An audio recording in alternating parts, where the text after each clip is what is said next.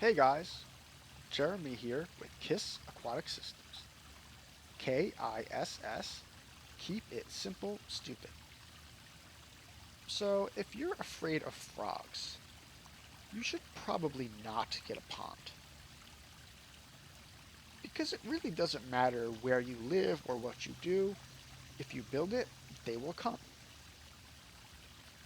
So one day you're going to walk up to your pond, and sitting on your favorite rock is going to be a frog.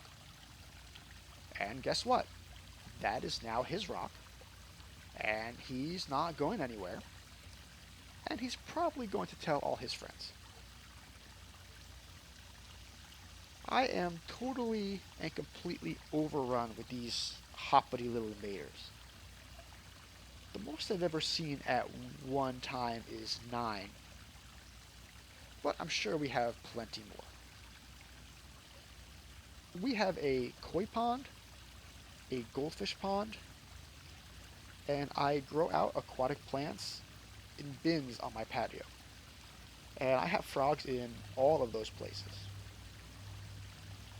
So if you live in the eastern half of the United States, as I do, you're likely to come across green frogs.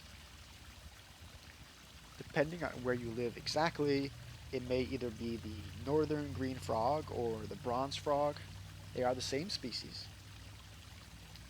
Truth is, these names are a little bit euphemistic, because a lot of these frogs really are just brown.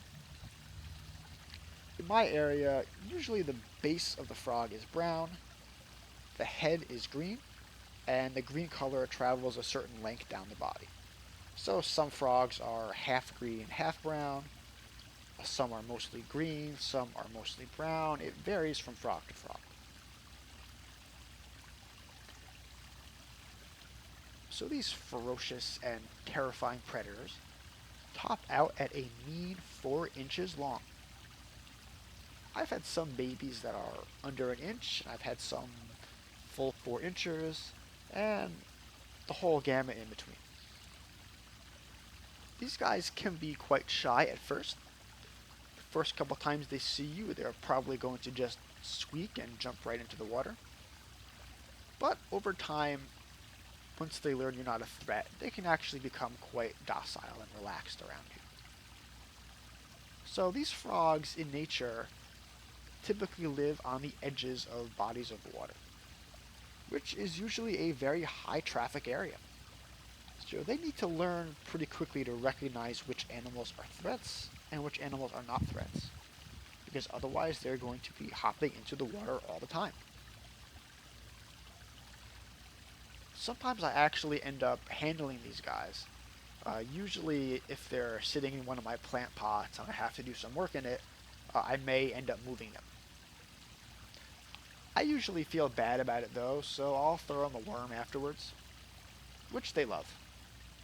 These guys will slurp up worms very, very quickly. One time, actually, I did get bitten by one of these frogs. So I was dangling a worm in front of it, and I guess it got a little bit excited, or it just had really bad aim, but it ended up biting me. Now, I want to be able to tell you that I got a really cool scar out of it, but if we're being totally honest, if I hadn't actually seen it happen, I probably would not have noticed or felt it. And I think the frog was actually a lot more startled than I was. So these frogs, they don't ribbit or croak or do anything undignified like that.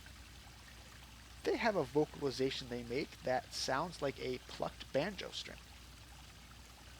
Sometimes they do it just once, sometimes they do it repeatedly.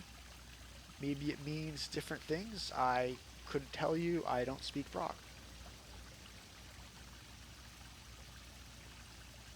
Male green frogs can actually be somewhat territorial. Usually it's towards other male frogs, but sometimes they will be territorial towards you. I had one male frog in particular who really did not like me. If I came anywhere within probably 50 feet of my pond, my koi pond, he would start banjoing at me.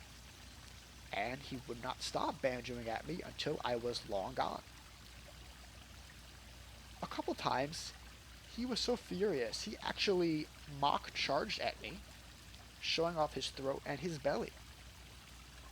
So if you've ever been mock charged by a extremely furious 3-inch frog, it is a terrifying, life-altering experience. I think he actually ended up getting a girlfriend at some point in one of my plant pots for a few days. Not sure anything came of it though. I did not have tadpoles, which is a little unfortunate. So a couple of things I've noticed about these guys. They really like to be half in, half out of water. And they also really enjoy having crevices and caves and corners that they can hide in if they feel threatened. So if you're building your pond and you're looking to attract these guys, it might help to have a few smaller flat rocks, maybe an inch covered in water, and also some places where they can retreat and hide if they feel threatened. Another thing I've noticed is they really do tend to avoid my koi pond as much as possible, and will often crowd around the smaller goldfish pond. So the reason for that is probably because in my koi pond, given the size of my koi, even a 4-inch frog is pretty slurpable. Now my koi are pretty lazy in general and extremely spoiled, and usually I doubt they would go for a frog, but they do get a lot more entrepreneurial if I don't feed them for a little while. Usually they'll just take it out on my plants, but if a frog is swimming in the water, I wouldn't be shocked if one of them got taken. So yeah, if you have big fish, you may not see as many of these guys at your pond. Another thing is, we used to have bullfrogs at our goldfish pond for many years. And in all those years, I don't think I saw a single green frog.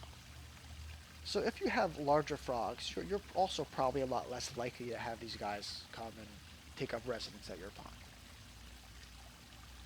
One more thing to think about is, in winter, these frogs may decide to overwinter in your pond with your fish. So keep that in mind when you're deciding how to winterize your pond. Just like your fish, if they're in your pond, they are consuming oxygen, they are releasing carbon dioxide, and they are producing ammonia. So particularly if you have a smaller pond, or it's more heavily stocked, or you have a lot of frogs, you should make sure that your winter care reflects the fact that they could be in your pond with your fish. So yeah guys, that's all on frogs for now. Hope you enjoyed the video. Take care and happy ponding.